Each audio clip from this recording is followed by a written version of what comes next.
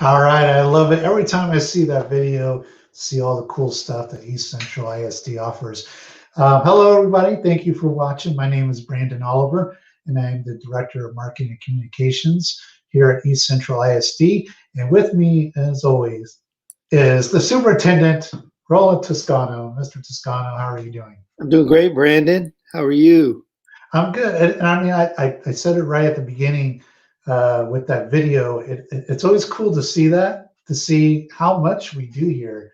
Earlier today, I was out taking pictures of our fire scientist students, with the hose and working with the fire truck and stuff. And it's just amazing, all the stuff that these kids have. I mean, it's really cool. It's really cool to see. Yeah, it's fantastic. I mean, when I see that video, I think about, man, I wished all the kids were here, and I can't wait to get on the other end of this pandemic because, yeah, we got kids back and kids are engaged in all of the wide range of programs and activities that we have going on. But, it's maybe half of them, right? Right. Yeah. You can only have 50. Yeah. 50%.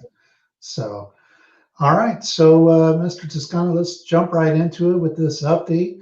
Let's talk about first, obviously, COVID, still at the forefront of everything.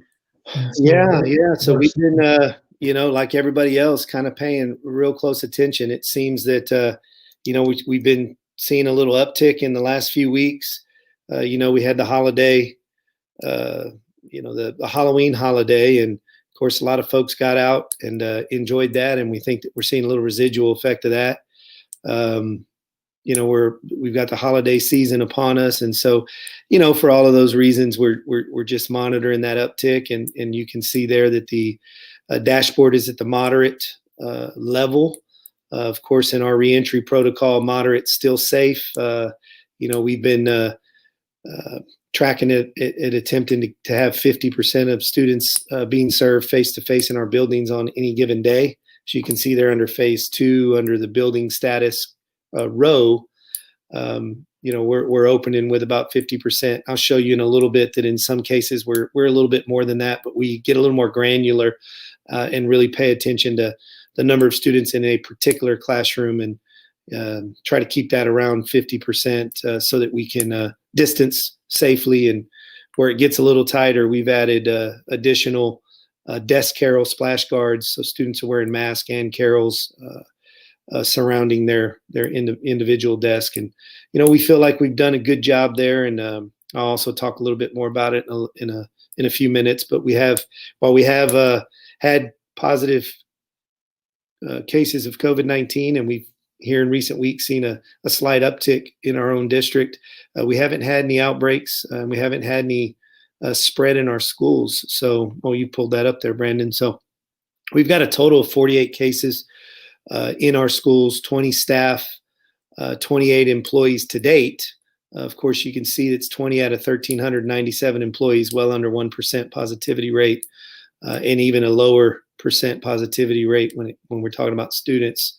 But when we look down in the spreadsheet there, as you would expect, you would see most of those positivity rates where you have the highest concentration of people. East Central High School is obviously our largest campus with our largest staff. But you can see the breakout there. And Brandon, you might be useful to point out to our viewers tonight where they could get this information. We keep it updated weekly and oftentimes daily. So under the health services spreadsheet or website there, under departments, where Brandon is at, you can see that information under coronavirus case numbers. And I believe we added a week-to-week chart there under the coronavirus. Yes. Yeah. There it is. Yeah, and I just wanted to showcase that beginning the week of August 17th, you can see that we were holding pretty steady, a case or two here or there.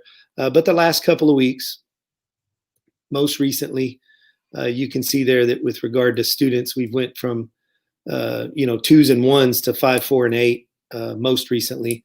And then with staff, we had 4, a week ago. So we are, like the city, seeing a slight uptick in that trend line of positivity. Going back to the Metro Health dashboard, I just wanted to show If you go down a little bit to some of the other options, one of the ones that I like to look at a little bit further down, there you go, where it says Bexar County trends. I like looking at that one because you can get a good historical perspective of what the viruses look like in the county. Of course, you can go to the green line there, and most recently, you can see, well, where you're at now, Brandon, if you go back to the left, you can see the peak there in July. If you kind of go back up to the peak, and you can see we're at 24% positivity rate in the metro health area. And that was at the peak of the outbreak. And then, of course, if you go down a few dots from there to August, I believe 16th, there's the 9th. So we were between 11 and 12% when school started. Of course, based on a governor order, we had to open remotely during that time. And we did so for the first week. And again, that was at an 11 to 12% positivity rate. If you track all the way to the last dot there, that would be the positivity rate going into this week was 8.4%. If you go one week prior, it's 7.7. 1 week prior, 6.9. So it's a slow, steady uptick. The Metro Health dashboard further up, if you go back up to the dashboard or back to the dashboard, Brandon, we wouldn't begin to see it move into the yellow or steady region until we got over 10%. So also when we started school, we were all the way to the far right of critical. So we do believe that while we've gotten much better at risk mitigation, everybody's now down to our youngest learners have gotten really good at the habit of mask wearing, the habit of hand washing, the habit of distancing, etc. So I think that will help us if we climb near 10%, 10, 11% like we were when we started the year. I think that'll help us, to stay open. But what's also going to help us stay open is that even though we've been open for about a month now, for anybody that wants face-to-face daily, our numbers are still hovering around that 50% of our student body. In fact, district-wide, it's a little bit under 50%. But we've also been monitoring our enrollment and our attendance by campus and by whether students are attending face-to-face daily or on alternating days in one of the two groups that they were in earlier in the year, or if they're remote only. And I believe, Brandon, you may have that accessible as well. The enrollment numbers, I'm not quite sure. May have come from Ashley. If not, I'll shoot it to you here in a minute. Yeah, if you can just shoot it over to me. I didn't receive it.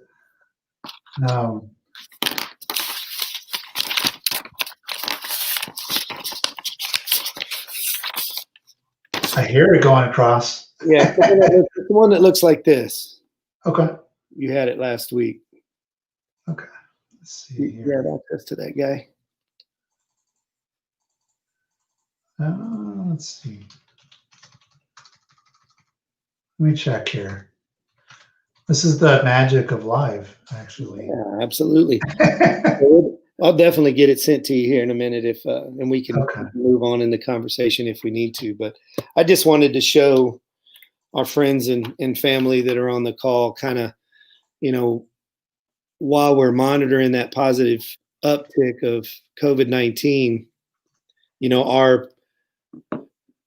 our emergency response plan is that if we get to that place where we've got to start to scale back, that we would potentially go back to that emergency schedule where all students were in one of two groups. But what we know is when we did that, we were trending at about 15 to 25%, depending on the campus, of students actually showing up. And we also know that as long as we can hover around 50%, we can implement and assure to a high degree all of the risk mitigation that should be in place to keep folks safe or from folks being in close contact. So again, the mask wearing, the distancing, sanitization of high touch points and hand washing and all those good things, to include the things that we do on a daily basis with our HVAC system to circulate the air and make sure we've got good filtration and all of those sorts of things, air circulation. So we We think that based on our current enrollment, student participation face-to-face, that even if it gets up into that double-digit positivity rate, that at least early on, we should be able to stay with our, keep our schools open the way they currently are. Of course, that's always,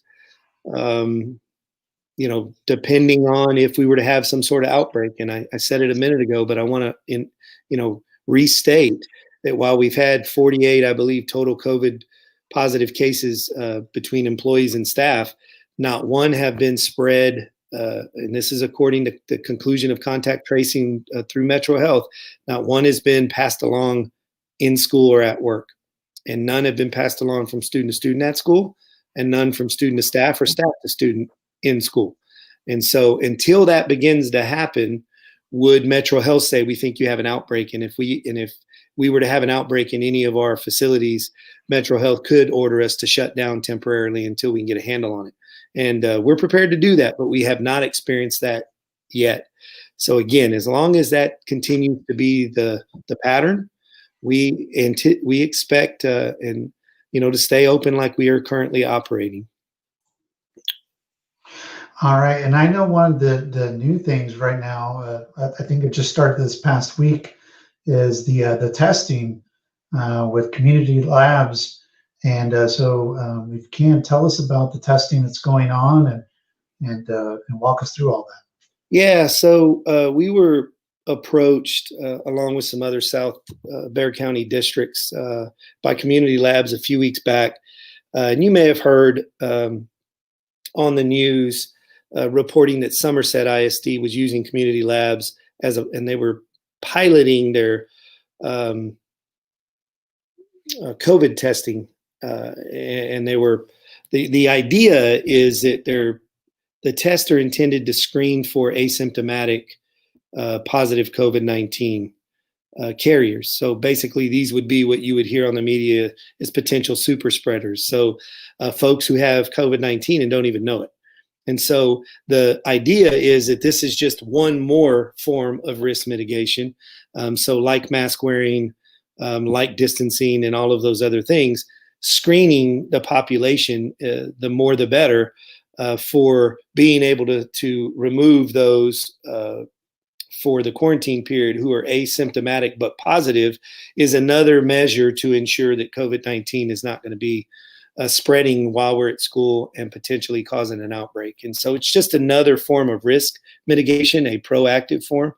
We piloted with all of the CAS lead students, about 50 of them 2 weeks ago. And this week we added close to 300 students at the high school, students and staff. And we plan on gradually scaling that up as quickly as Community Labs has the capacity to do that. It's a volunteer screening.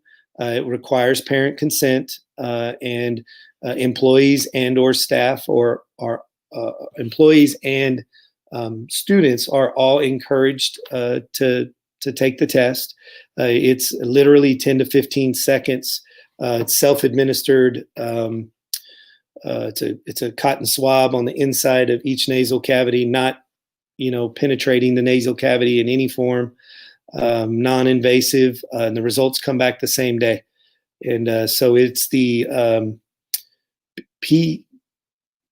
PCA test. I may be using the wrong acronym, but it's the most accurate and most valid test. I believe 95% or higher accuracy, and we're getting the results the same day. So far in the first 2 weeks, we've tested, like I said, around 300 staff and students, and none were positive. But if this is going to be an effective form of additional risk mitigation, then we've got to increase the percentage of the population that we're screening. Our hope is that it continues to go well and community labs can support a larger number of participants in a really quick turnaround, and we can begin to move this to other campuses throughout the district, other areas of the district over time. But also, very similar to this, but kind of complementary, an organization approached all of the districts in Bexar County this past week called Con Corazon, I believe is what it's called. It's another nonprofit organization, and they offer the same test, but their intention is to make it available to school district employees and to students in schools who present with COVID-like symptoms. And so their theory, or the problem they're trying to solve, is that as of right now, it may take a couple of 2 or 3 or 4 days to get results. And so with the flu season on the horizon, there's a lot more folks presenting with COVID-like symptoms, but we have to treat them very carefully as if potentially it is COVID. But folks could lose 2 or 3 days of work or 4 days of work when we lose 2 or 3 or 4 days of potential contact tracing. And students can miss 2 or 3 or 4 days of school. This particular option will make available the same quick test that is highly reliable, free of charge, with results coming the same day. And so let's say we have, an employee come to the clinic and say, hey, I'm beginning to feel, that I'm, I have some of the symptoms of COVID-19. We can send them to either one of the clinics. I believe they're going to have 2 or 3 around the city, but they're also going to have some mobile labs that they're going to move from school district to school district each day of the week. Wherever that's located, whether it's in our district or in a neighboring district, we can send the employee or the child with their parents to go get that test. And what it will do immediately is either confirm COVID-19 or rule out COVID-19. If they rule it out, then we can follow protocols for what we would normally do to readmit students or staff back to work if they had a cold or sinus infection or, even possibly the flu. So that doesn't require the 10-day isolation or the 14-day quarantine. So we just believe it's just another way, another tool in our bag to protect the population and keep us moving forward. Because at the end of the day, what we knew when we were starting school in August was, we're definitely in a health crisis, in our nation and in the world with COVID-19. But what we wanted to do is mitigate the effects on student learning outcomes to the degree possible.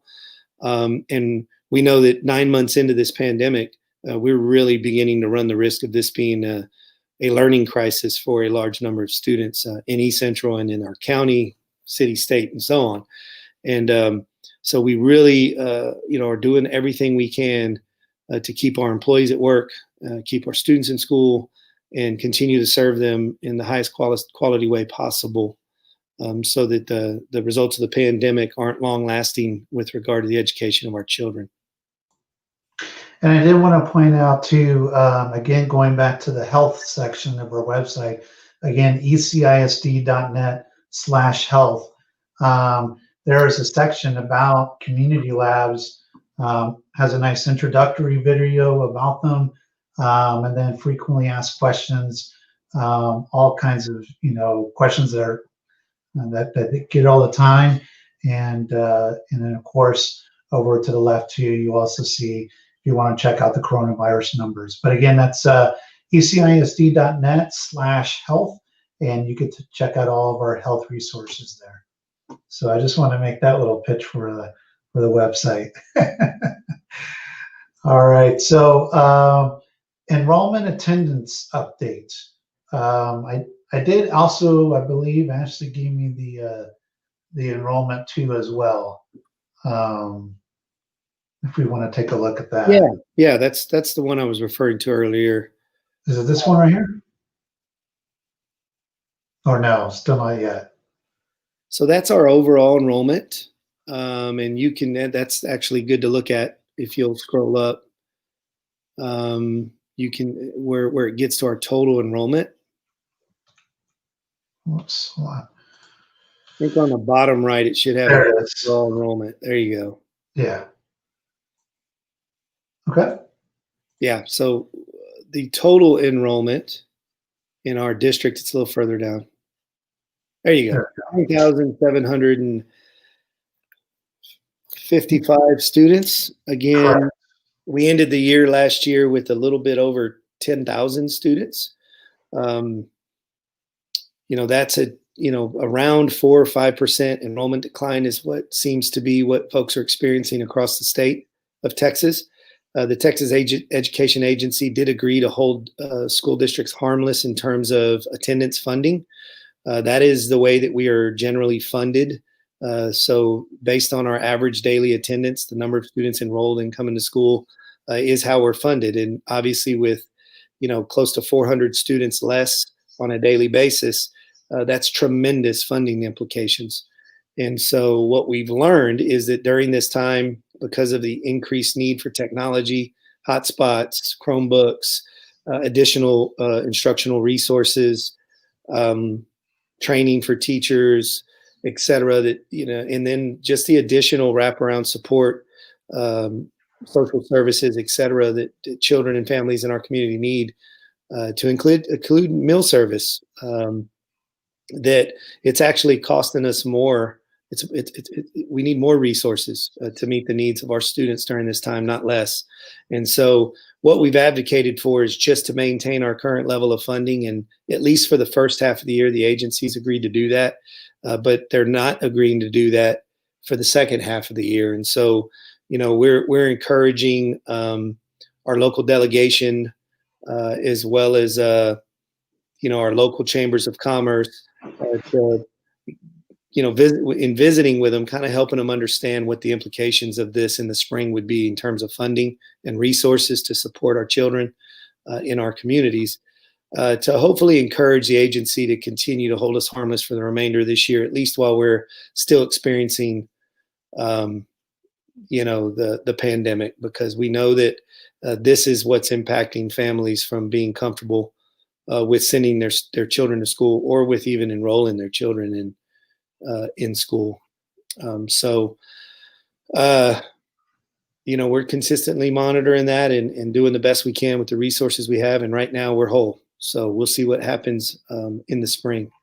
So what I also have coming your way, Brandon, and hopefully we'll have that before we break this evening, is kind of a breakdown of the number of students enrolled in each school in our district.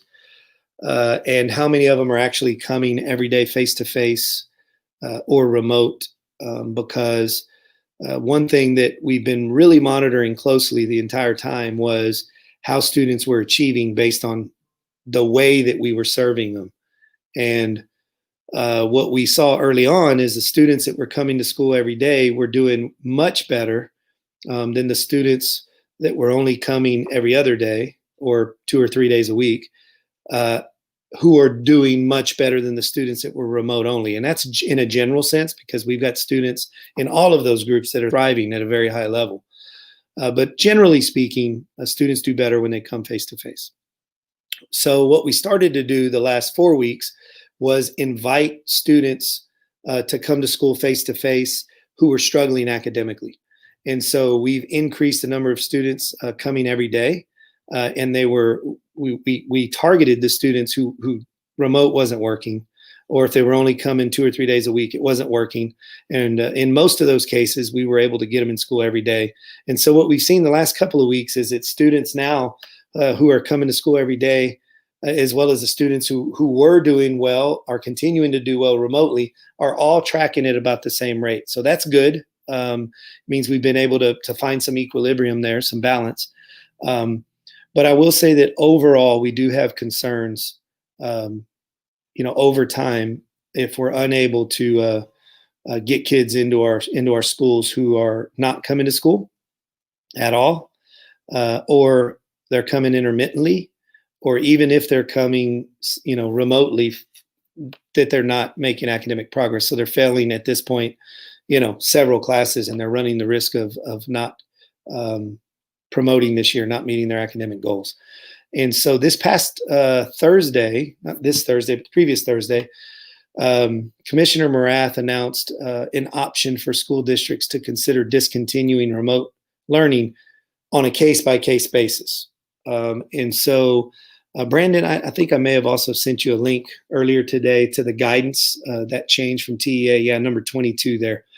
And so if students are receiving remote instruction and they're struggling persistently since we've started school academically, but they're also struggling, to log in consistently, or in any other way in general, they're just not thriving. Then we have the ability, after having met with the family, having, convened our staff with the family to try and make some adjustments and to try and find where the problems are that we can help support to get them back on track. Once we've gone through that process, then there is a procedure that TEA is allowing us to implement that would require students on a case-by-case basis, having followed the entire process, requiring them to come to school face-to-face. And so we intend on implementing that where it will benefit individual students, in our opinion, and we'll work with families to reach that decision together. But we believe that in the long range, particularly for students who, the current condition is just not working, that will give us an opportunity to best serve them and hopefully accelerate their learning and get them back on track to the extent possible. So there'll be more to come on that. Again, I don't want that to be misinterpreted as we're discontinuing remote learning. We're not discontinuing remote learning. In fact, a growing percentage of students who have been remote only are doing really well. But we also know that, with the gradual uptick of positivity rates, that, we may not be able to bring in as many, too many more kids face to face until that levels back off and begins to regress. But I just wanted the community to know that this is now available to us on a case-by-case basis, and that we'll work on a case-by-case basis with families and our staff to make the best decision for individual students. And, in many of those cases, that might mean that their only option is to come to school face-to-face. And we believe that, we've proven that we can keep them safe here at school from COVID-19. All right, I believe I did get the spreadsheet that you wanted here. Yeah, let's take a quick look at that. So just to clarify, if we start with East Central High School, there are 2,000 on the far right of that row. There are 2,962 students enrolled at the high school currently. So the first column on the left next to the high school is the number of students. 340 are coming every single day face-to-face. That's a relatively small percentage given the total enrollment. There are 1,272 students that stayed on that emergency schedule. They opted to stay on the alternating 2- and 3-day weeks. And then we have roughly 1,600 students that are continuing to come to school remotely. Now, what we historically have during this time of the year is somewhere in the neighborhood of 35 to 40% of students at the high school at this time of the year are failing at least one class. And that's not unusual. But what we're seeing currently is that it's about 10% higher than that, which tells us that, if this trend continues, that we're going to see a much higher failure rate of students at the high school, at the secondary level, than we traditionally do year over year. And so, as we monitor positivity rates, and hopefully we see that begin to regress again, we're going to really be utilizing, the new guidance that TEA put out on a case-by-case basis to get many more of our secondary kids in school. What we're also going to do is continue to work with our high school and our middle schools to really structure that time, that asynchronous time before and after school. And in many cases, that's been somewhat optional for many, particularly for families who are able to provide transportation for their children. But if children are not making the appropriate academic progress, then it's not going to be optional, and students will need to be there the entire time to include the asynchronous blocks, and they won't have the latitude to work independently during that time. It'll be scheduled, if you will. So those are some things that we're working on to make sure that we can be as responsive as we need to be to what we're seeing in terms of the trend lines of student academic progress. So again, just kind of going down campus to campus, you can see, that we're monitoring the number of students coming face-to-face every day. And in the elementaries, it's a much greater percentage. At the very bottom, that green bar is the district average. On a daily basis, we'll have about 48% of our 9,560 students in school face-to-face on any given day. But that being said, it looks a little different campus to campus. So underneath that table is another table. And on the far right, that column is the percentage of students at that campus that are actually showing up face-to-face every day. So Cass Lead is a pretty significant percentage, but that's a first-year school that only has 35 students coming face-to-face every day of 52. So there's only 52 students enrolled in Cass Lead currently. So that enables us to keep those kids really spread out and in small groups. So that number doesn't alarm us. You can see that at our secondary campuses, we're under 50%, which is what I was referring to earlier. Even if the positivity rate continues to tick up, we're definitely able to continue to distance and mitigate the risk of COVID-19 there. But as we begin to look at some of our elementary schools, the story is slightly different. You can see that Oakcrest and Tradition are hovering in around 70%, as is Pecan Valley. Now, having said that, we got to keep in mind that our enrollment isn't at capacity. So what it means is that we do have extra space in those buildings to also work with. We have some collab areas or common learning areas and hallways where we have classrooms where multiple classrooms could be served in. We just have a lot of space resources at our disposal at all of our campuses that were either newly built or renovated in the 2016 bond. And so even though those numbers are over 50% in almost all cases in our elementaries, we have been successful at being able to mitigate the risk and follow all of those protocols that are required, to keep the spread of COVID-19 from happening.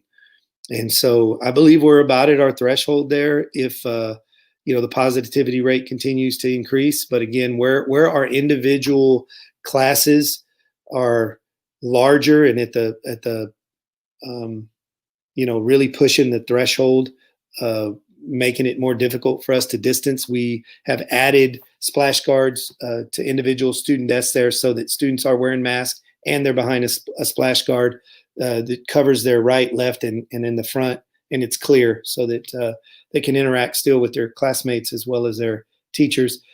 Teachers are keeping kids moving. They're varying the groups that they're working with. They're keeping them in small groups. They're using the spaces in and out of the classroom. And all of those things, have been working for us. And this has been about where we've been in terms of percentage of students, of our enrolled students in our individual buildings. It's where we've been pretty consistently about the last 3 weeks. So we'll, again, keep monitoring, the behavior of COVID-19. We'll keep following religiously our risk mitigation protocols. And we'll respond if and when it's appropriate in the ways that it's appropriate, following the plans that our board has approved. And we'll follow those directives locally for sure. All right. And folks, we're going to take your questions in just a second. But yeah, I just wanted to say again that, one of the questions we get all the time is what percentage of our students are on campus daily? And so that's 48%. But yeah, this is really, really good information. Thank you for being so transparent with the community and showing them this. So we're going to go ahead and let's see some of the questions and comments. Sure. The first question doesn't have anything to do with what we talked about, but that's what I love though. It says, can you bring back the driving program? Rose, I spent 7 years as high school principal, and that was one of the most frequently asked questions year over year. There's a lot of constraints with that in terms of it being affiliated with the school district. There is a non-district affiliated East Central driving school next to Norma's Cafe that seems to be serving a lot of our students. And a lot of our students and their parents do the online driver's ed program as well. It's really not a program that's funded. It's cost prohibitive, and having the staff to do it isn't what it once was. So I don't have a problem, Ms. Garza, it's been several years since we've taken a look at it, but given that you've requested it, it's been the first time in a couple of years someone's requested it. We'll take a look at it and see if we can get any definitive answers about the possibility and why or why not that would be possible. So thanks for the question, Ms. Garza. And it wouldn't be a Facebook Live without a question from Ashley Ash, and she knows. She even phrased it. Brandon, when can we eat with our babies? I think Miss Ash asked that same question quite frequently, does she? Miss Ash, the same answer. We get on the back end of COVID-19, I'm afraid, and they miss you. We miss you. Things will get normal sooner than later, God willing, right? But we'll keep a close eye on it, and when it's appropriate, trust me, we can't wait to get you back in our buildings with us and with your children. Another one's more of a comment because we just had Veterans Day, and it was definitely a student holiday, and a lot of staff had off as well. But it says a huge bravo Zulu to ECISD for making Veterans Day a holiday this year. Great program by the JROTC on Tuesday. Yeah, it was a fantastic program that JROTC put on, and I felt it was well attended, and they did a fantastic job. The guests that were there were amazing. Our guest speaker was phenomenal. It was just a very, very well done event, and I think appropriately honored our veterans on Tuesday. I was very proud of our students in our community that day, for sure. And that was kind of a community kind of led thing, right? I mean, Veterans Day wasn't always a holiday every single year prior to, and I do remember the community last year really voicing an opinion and saying. Absolutely. Yeah, we had last year for one of the first times, it wasn't a holiday. I think it may have fell on a Saturday, possibly, but we had some opportunities in our calendar that we didn't capitalize on. And, when we reached out to our community, they let us know what they expected. And so we responded, put it in the recommendation for the board, and 7-0, they made sure Veterans Day was in there. So certainly appreciate the community calling us on it. And we're always going to be responsive to our community. And again, Jeff, thank you for pointing out that specifically, and more importantly, the program that JRTC put on Tuesday. Another comment as well. I'm getting more comments than questions today, which is good. Dion's son goes to CAST. He said the test is so easy, doesn't hurt. I'm so glad that they're doing this. Yeah, my son said the same thing. He's a student in CAST as well, and it was an afterthought. It's so quick and simple. I've seen video of 5 and 6 year old, actually maybe 6-year-old children in Somerset doing the same exam. It's very non-invasive, very quick, very simple. Yeah, it's not that nightmare, brain scrubber. Yeah, no, none of that at all. Yeah, it's just like, just on the outer part of the nostril. Yeah. It's really, really non-invasive, like you said. So do the negative tests, did they get counted for the San Antonio positivity rate? That is a fantastic question. I am not sure if they're reported. I'm going to assume they are, but I'm going to make a note of that and follow up with community labs just out of curiosity. Okay.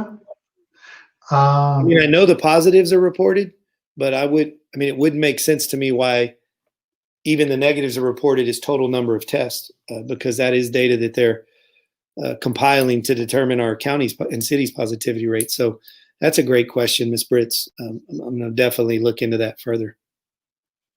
And so talking about earlier, we were talking about that new TEA guideline. Lori Douglas said, for a high school student who is failing several subjects, can they return to face-to-face classroom learning 5 days a week?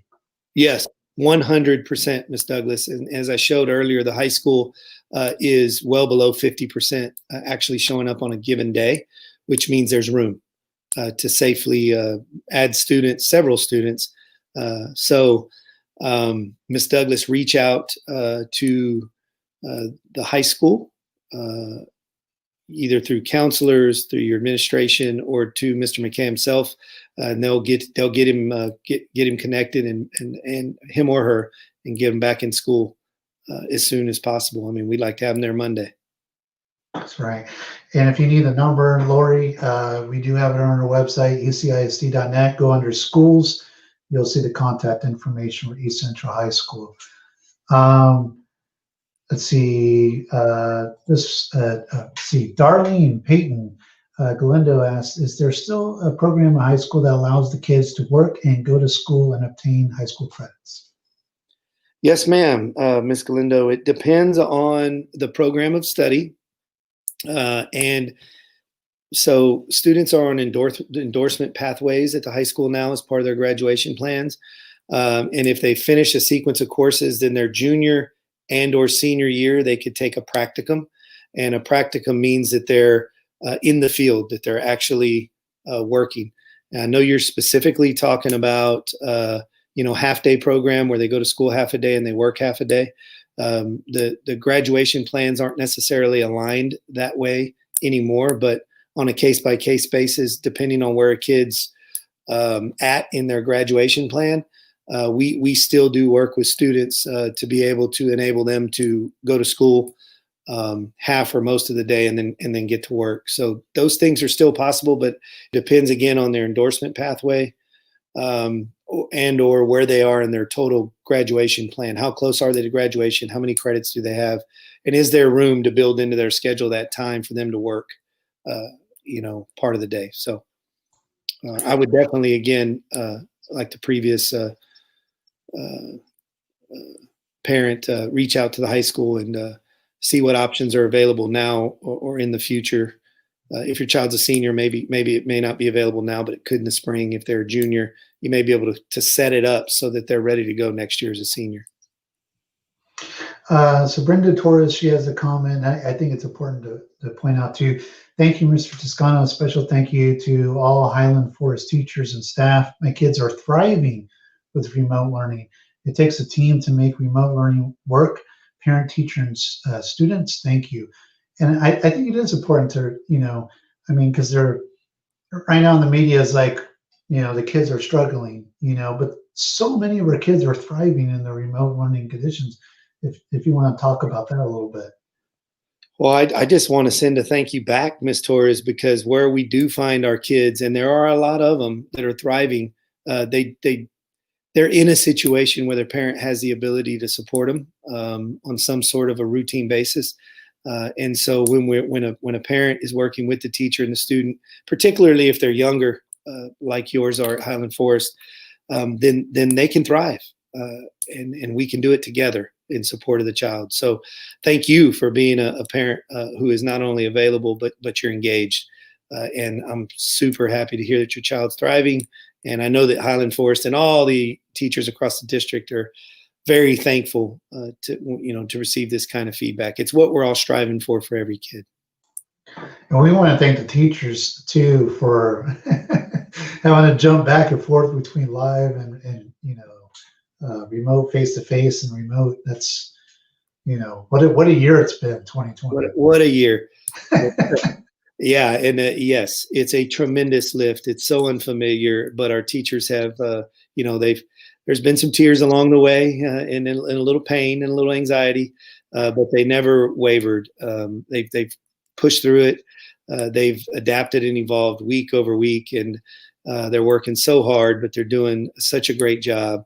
At some point, something's got to give. We're doing the best we can to mitigate, the impact on our staff, but they appreciate anything we can do, but they've accepted the conditions. And at the end of the day, regardless of how difficult the circumstances are, they're not going to let our kids down. And, just so proud of all the teachers across the district for their commitment, the sacrifice, and, their persistence. We love you, teachers. We love you. No doubt. Definitely. No doubt. So this is an interesting scenario for this parent. Sorry if it was already addressed. I have a extremely high risk baby, but want to get my older 2 elementary kids back. If we commit to having students back in spring 2020, but the rates happen to go up. Can we remain remote in the spring? I'm really worried about what happens after Thanksgiving and Christmas. Yes, Miss Melvin, you definitely could choose to pull back and shift back to remote if positivity rates continue to increase. We are also concerned about what's going to happen, on the other end of the holiday season. Obviously, after 9 months, folks are tired of not being able to be with their friends and family, and they're tired of not being able to hug and love on their friends and family. And as much as I think folks are going to do, be disciplined in risk mitigation, it is the holiday season. It's been a long year and a tough year. And, I think we're going to see the effects of folks relaxing a little bit in terms of risk mitigation. And if we do, Miss Melvin, and your child was face-to-face and you're not comfortable with the conditions, again, you can certainly pull your kid back, and we'll gladly serve them remotely. And together we'll make sure they continue to thrive. She has a follow-up. Ms. Melvin says, I also have to give a shout out to tradition. Mrs. Davenport has gone above and beyond to support my kiddo. So awesome. Thank you, Miss Davenport. Great job. Let's see. Any idea when testing will start at the elementary levels? So, Ms. Gaitan, if it was up to us, we'd be ready to go on Monday. The reality of it is Community Labs was working with just Somerset. They got some additional funding, and they offered it to us and all of the other districts who are part of the Aspire partnership with Texas A&M on the south side of Bexar County, south and southeast, southwest. So there's, I believe, 7 of us, 7 school districts, who most of which decided to start to implement as well. So it really boils down to how quickly they can get additional staffing on board. This is Community Labs, and get them trained and deployed. So last week we were ready to test 1,000, and we're only able to do 300 because they didn't have enough staff. Now, they've assured us they've made the adjustments this week, and that they had a wave of staff that were being trained and onboarded and hopefully deployed this next Monday. So we'll see how Monday goes. And if they've staffed up and they're ready, we're ready when they are. So hopefully sooner than later. All right. So that was the last question. Now love is coming in, and that's what I love to see too. Ms. Melvin followed up with, thank you so much. You're always so reassuring and transparent. Omega Fuentes, both of my students are at ECHS and are thriving face-to-face.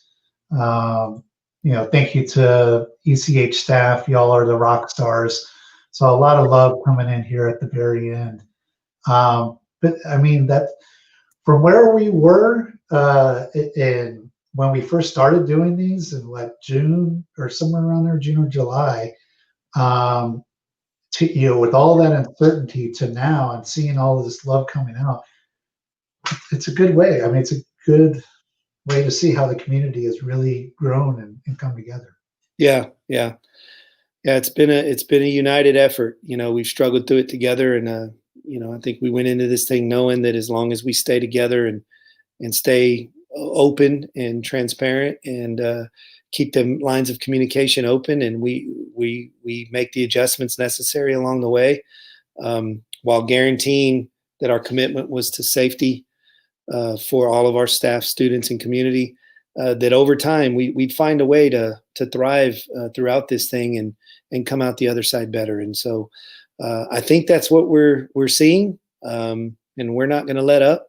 We're going to keep doing the things that have gotten us to this point, and we appreciate all of the support and the patience, of course, the open, honest feedback, and the willingness to engage with us. And most of all, we appreciate our students and our staff for finding a way to continue to do school in a meaningful, impactful way, regardless of the unfamiliar context we find ourselves in. So, lots to be proud of and a lot of work for us to do moving forward, but we'll make it happen. All right, Mr. Toscano, thank you very much for your time. And thank you to everyone that watched tonight. and we hope that you enjoy your weekend. And we'll see you, again on Monday, whether it's by remote or face to face. And Mr. Toscano, anything you want to say to close?